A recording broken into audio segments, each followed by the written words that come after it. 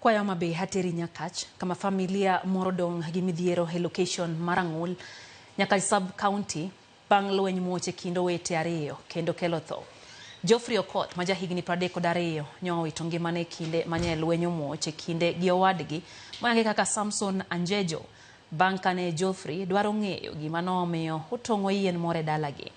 Ne gichako duokore ka lweny nowuok e kindgi kendo gichako dhaw ka gitiyo gi ojalo mopaki.